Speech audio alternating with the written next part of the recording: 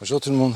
Aujourd'hui c'est le 4 avril 2023 dont je succède en fait les vidéos parce que comme je disais il y a une fenêtre météo qui n'était pas terrible donc du coup j'ai pas pu filmer et là je vais vous montrer un petit peu l'évolution donc des semis, enfin c'est plus des semis maintenant c'est des plants donc de tomates, donc on a la tomate Paola, la précoce, on a la tomate la noire de Crimée, on a la tomate cœur de bœuf, on a la tomate Roma. L'évolution aussi du melon en fait charentais, l'évolution des pieds d'aubergine et des pieds donc de poivron. Voilà, donc je vais ouvrir la bâche. Ce matin, on a eu une gelée. Donc une gelée, il y avait moins de 2 en fait ce matin. Donc quand c'est comme ça, je regarde bien la météo. Et quand ça gèle, en plus des chauffages, donc des chauffages sur tapis chauffant qui font 50 sur 120, mais qui font que 17 watts seulement. Donc ils sont un petit peu faiblards, je trouve. Eh bien, donc je mets pour protéger les plants en fait et pour que la chaleur reste bien à l'intérieur donc de la serre et au niveau du plant, je mets donc en fait une couverture de survie. La couverture de survie, c'est très bien, c'est très léger. J'en parlais dans la vidéo de présentation donc de la mise en place de la serre mobile. Et ça me permet en fait avec les tapis chauffants d'avoir une température ce matin donc de 13 degrés quand il faisait moins 2 en fait dehors. Ce P30 là que je mets quand il fait, bon c'était au début quand il y avait trop de soleil donc et que les semis moi ils ont été faits en intérieur pour les acclimater, donc je mettais le P30 par dessus pour en fait limiter donc les UV. Maintenant ça va, le feuillage il est habitué donc il n'y a plus de problème. Ceci dit le soir je le rabats parce que ça fait toujours une protection supplémentaire et bien pour conserver en fait la chaleur. Bien voilà, ce que je vais faire c'est que je vais vous montrer un petit peu où ça en est. Donc, je vais ouvrir le tunnel.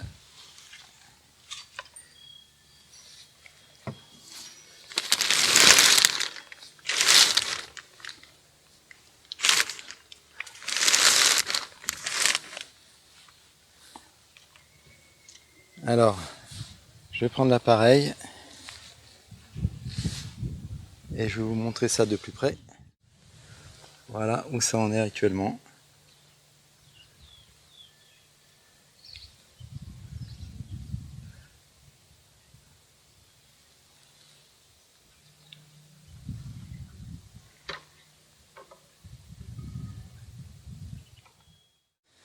Alors, qu'est-ce que nous avons? Alors, ce qui n'a pas vraiment beaucoup évolué, c'est que je fasse attention en sortant ça, que ça ne les abîme pas.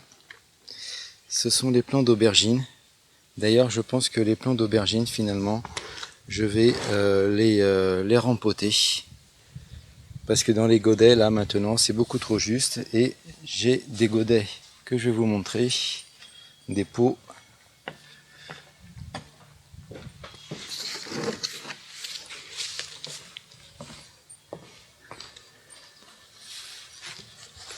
Voilà.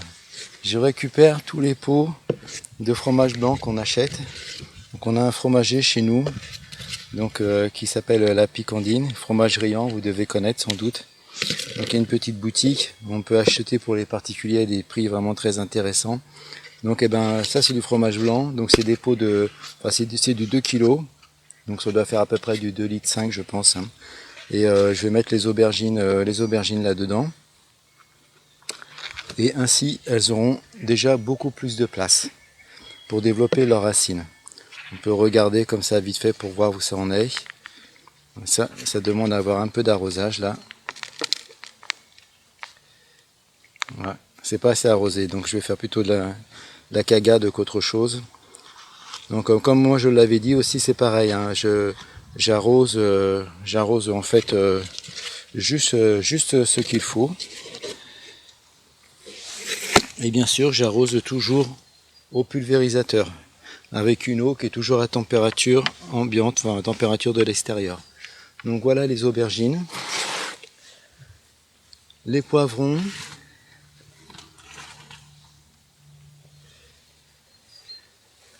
Les poivrons sont là. Alors c'est pareil, eux aussi, donc ça va être rempoté et dans des pots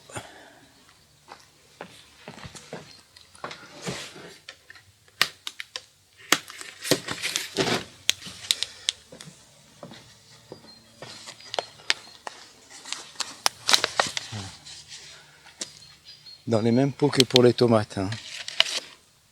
Je vous aurais montré une tomate, ça aurait été plus vite, tiens. Voilà, alors, ce que je voulais dire par rapport au poivron, c'est que quand j'ai fait la vidéo, en fait, finalement, j'ai dit une chose qui serait pas juste. Et donc ça, il faut corriger quand c'est comme ça.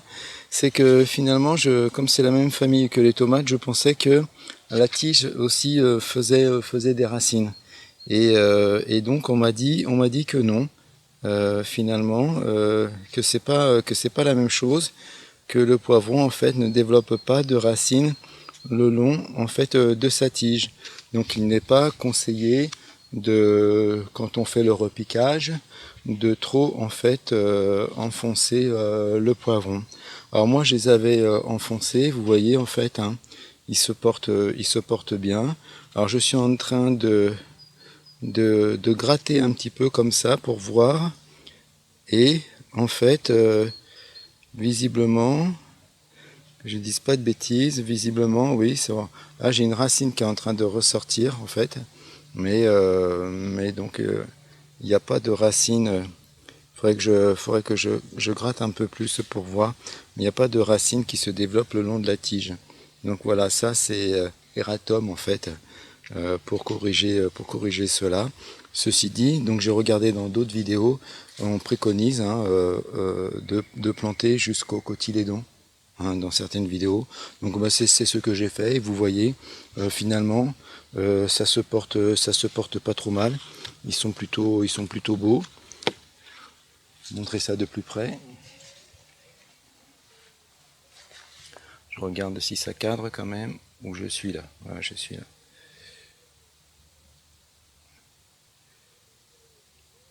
Bon, j'espère que ce sera net.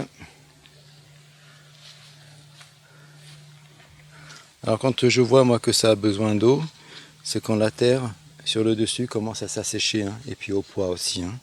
Mais voilà, vaut mieux un manque d'eau, et encore là, je les ai arrosés il y a 2 jours, hein, ça va. Hein. Mais comme il y a les tapis chauffants, c'est vrai que ça fait quand même pas mal d'évaporation.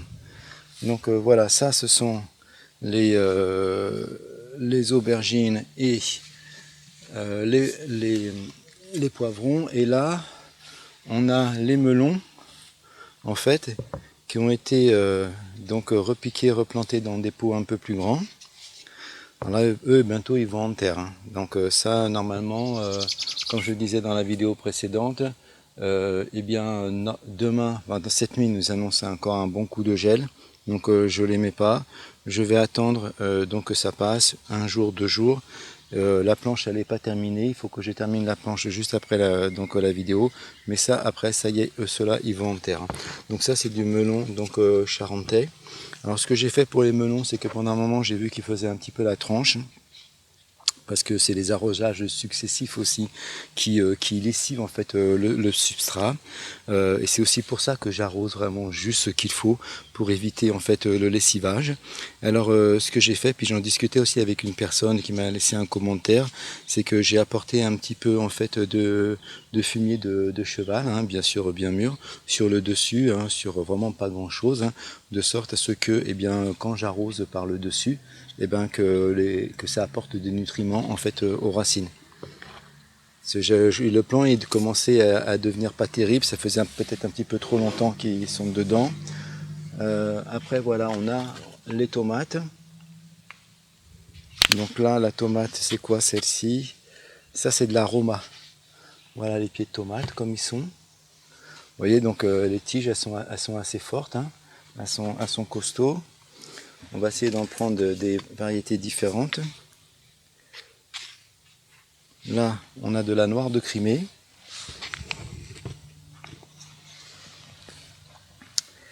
Noire de Crimée, qu'est-ce que j'ai sur le côté là? Peut-être de la cœur de bœuf.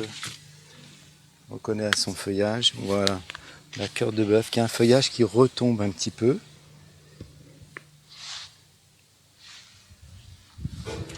Alors Roma, il faudrait de la Paola maintenant. On a Roma, cœur de bœuf, noire de Crimée. Et là voilà, on a la Paola. Ah, c'est pareil, donc les pots sont assez légers, ils ne sont pas gorgés de flotte. Hein. Parce que ce qu'il faut savoir aussi, c'est que dans ma petite serre mobile, je suis dans un environnement assez pas confiné, mais parce que c'est toujours ventilé.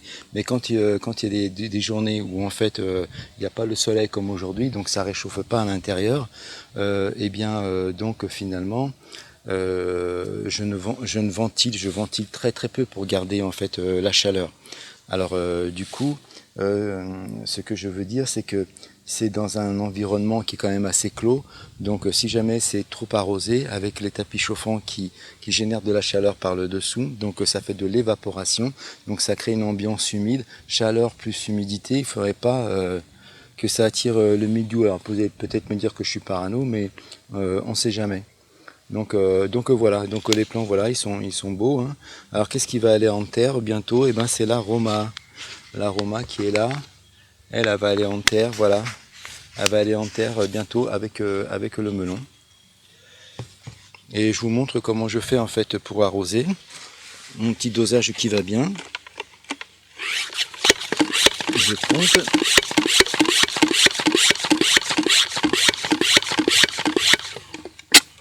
Voilà. Et je compte, je pulvérise et je compte jusqu'à 10. 4, 5, 6, 7, 8, 9, 10. Et ça me met la quantité d'eau juste nécessaire en fait. Voilà, et ça va être en fonction des températures, et bien tous les jours ou soit tous les 2 jours. Voilà. Et là, bien sûr, plus les pots ils sont petits et moins j'en mets, hein, forcément. Mais voilà le principe. Donc vous voyez, tout ça se porte bien. Alors je vais vous montrer aussi des plants de melon que j'avais gardés en réserve. Donc dans des godets, en fait, dans des godets de 8. Je m'étais dit, on ne sait jamais si cela ne fonctionne pas. Ben, on voit en fait, hein, il y a quand même une belle différence. Hein. Donc on voit ici que bon, le cotylédon là, je les avais enlevés. Bon, mais il a jauni, c'est normal. Mais là, ici, c'est plus jaune. Ça manque de nutriments par rapport à celle-ci. La feuille, en fait, elle est beaucoup plus verte. Donc j'espère que vous vous en rendez compte. Donc ce qui montre bien en fait l'importance de toujours quand on fait ces semis qui durent après avec des plants qui durent un peu dans le temps avant la plantation, de bien veiller à ne pas les laisser trop longtemps dans le même pot parce que il manque de nutriments en fait, hein, finalement. Et puis il y a plus assez de place pour qu'ils puissent en fait se développer. Donc là, voilà, c'est pour ça que là, ici, je commençais à avoir un petit truc qui me plaisait pas trop au niveau du feuillage. Dès que j'ai apporté un peu de fumier de cheval, tout de suite, ça a redonné un peu de boost. Donc les feuilles sont plus belles. Et là, pour les tomates, donc les romages, je vais rien faire, mais pour les tomates qui vont rester encore, donc sous la serre, donc la Paola, la noire de Crimée et la cœur de bœuf, je vais y faire un petit amendement sur le dessus, comme ça aussi, en fumier de cheval. Celle qui ira après en terre, eh ben, ça va être la Paola. Donc là, je vais peut-être attendre donc la deuxième quinzaine du mois d'avril. Et puis je vais la mettre de ce côté ici, là-bas. Donc elle sera protégée avec donc la casquette que j'ai fabriquée exprès. Et puis après, plus tard, eh ben, donc, seront en terre donc, les cœurs de bœuf et les noirs de Crimée. Et elles iront de l'autre côté, là-bas, comme j'ai pu vous le présenter dans la dernière vidéo. Et bien donc elles seront protégées aussi sur une forme de casquette qui viendra protéger à la fois les cultures de tomates et les cultures de poivrons et d'aubergines. Alors je cherche des boutons, j'en ai vu la dernière fois, j'ai vu des petits boutons de fleurs, je ne sais plus sur lequel. Enfin bon, il y avait des petits... Ah oui, voilà, ici. Alors je pense que vous ne pourrez pas le voir, hein. C'est pas possible. Là, sur les plants du milieu, c'est ceux qui se portent le mieux. En fait, là, c'est donc une Roma. Donc on voit la différence. Bah, après, il peut y avoir des différences entre les plants, hein, bien entendu. Mais on voit ceux qui sont au milieu, en fait, qui récupèrent le plus de chaleur, eh bien, donc, sont un peu plus développés. Et là, ici, en fait... Ici, j'ai des tout petits boutons de fleurs déjà. Voilà, ce qui veut dire que quand je vais les mettre dans le tunnel, Bon, bah après, là, les racines vont vraiment pouvoir se développer, elles vont avoir de la place. Puis dans le tunnel, il devra faire chaud aussi, hein, donc il devrait faire chaud aussi dans la journée, condition qu'il y ait du soleil, pas de gel et tout. Vous savez, maintenant, c'est spécial, on ne sait plus trop, hein. Bon, je vais remettre ça à l'intérieur pour protéger un peu du vent, parce qu'on a un vent de nord-est, et je l'aime pas du tout ce vent parce qu'il est froid. Voilà. Bon, bah écoutez, fin de la présentation. Ce que je peux vous dire, c'est que la serre mobile, ça marche très très bien. Vous voyez, le soir, en fait, je la ramène plus du côté de la maison parce que ça va être un peu plus à l'abri du vent. Et puis voilà. Là, elle est plus raccordée à l'électricité parce que là, c'est pas la peine. Donc les tapis, ils chauffent pas. Mais c'est une belle journée, donc je laisse ouvert aussi, de sorte à ce que les plants aussi s'habituent un peu à recevoir le vent, vous voyez les éléments en fait. Bon, bah écoutez les amis, c'est terminé. Si vous avez des questions, n'hésitez pas.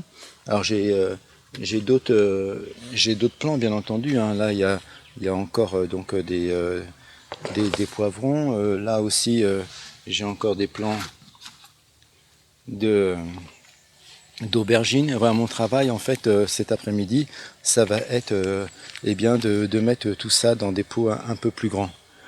Déjà les aubergines et les poivrons, bah, les tomates bien entendu, ça reste dans les mêmes pots. Et je vais toujours garder mes melons en réserve au cas où il viendrait avoir un coup de gelée. Et donc pour les garder en réserve, ce que je vais faire, c'est que quand je vais en fait planter en fait ceux-là, quand je vais les mettre en pleine terre, eh ben, je vais récupérer les godets et je vais transvider ces melons dedans. Comme ça, si j'ai une gelée, eh ben, on ne sait jamais ce qui peut arriver. Eh bien, j'ai toujours de la réserve parce qu'il me reste à peu près 6 plants comme ceci. Donc le fait de les repiquer, de les rempoter dans un pot plus grand, ça devrait leur apporter plus de nutriments et les faire redémarrer. Voilà, bon ben je vous dis ciao et à une prochaine.